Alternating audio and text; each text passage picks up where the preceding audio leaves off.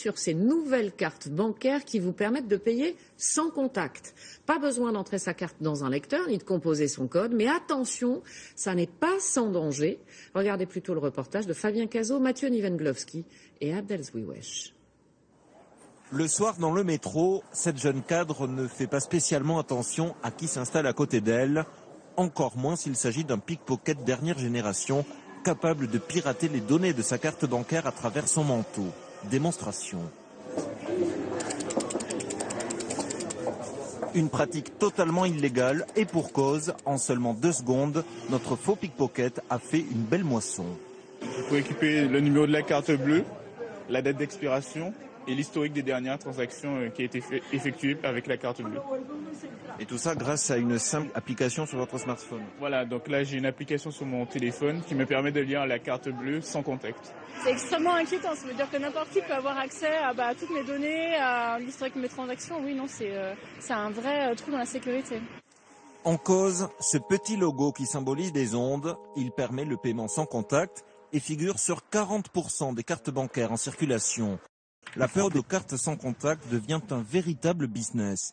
Ce fabricant de portefeuille n'a pas hésité à lancer une gamme en aluminium certifié anti-rayonnement magnétique. La particularité de ces portefeuilles en aluminium, c'est qu'ils agissent vraiment comme une cage de Faraday et qui rendent toutes nos cartes qui sont maintenant qui émettent, ça permet de les rendre muettes et de se prémunir de toute forme de fraude. Tant que tout risque est écarté, le produit est parfaitement sécurisé et vos données personnelles et bancaires sont protégées. La fraude aux cartes sans contact reste encore marginale selon les fabricants. Les clients qui en seraient victimes peuvent demander à leur banque des indemnisations.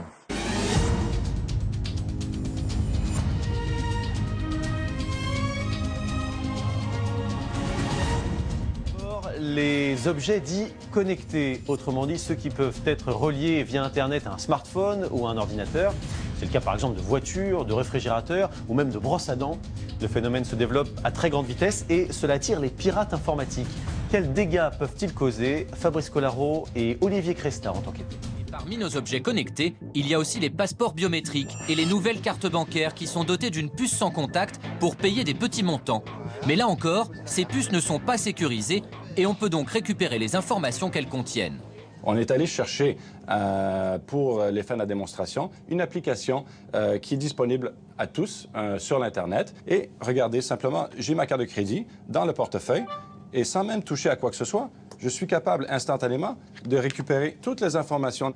Donc là, on voit, il y a mon nom, il y a le numéro de carte de crédit, la date d'expiration. On pourrait donc vous dérober vos données en 1 seconde et faire des achats à votre place, même si la carte est rangée dans une poche et dans un portefeuille. Et c'est exactement pareil pour le passeport. Toutes les informations vous concernant sont accessibles. Parmi les parades, un étui de protection qui bloque la communication des puces sans contact pour éviter de se faire voler son identité ou son numéro de carte bancaire. Payer avec une carte bancaire sans contact, c'est aussi simple que de prendre le métro avec son pass Navigo. Depuis le mois de mars, tous les Français sont susceptibles de recevoir cette nouvelle génération de cartes lors d'un renouvellement. Le hic, c'est qu'il y a une faille de sécurité. Les données peuvent être interceptées jusqu'à 15 mètres de distance. Ça fonctionne à travers un portefeuille ou à travers un sac. Et donc, par exemple, dans les transports en commun, le risque est simplement de se faire dérober son numéro de carte et qu'ensuite le fraudeur utilise ces informations sur Internet pour commettre des achats frauduleux en votre nom avec votre numéro de carte. Mais les paiements frauduleux ne sont pas le seul danger. La seule solution pour sécuriser sa carte bancaire est de la conserver dans un étui en aluminium. Un peu paradoxal pour une technologie sans contact.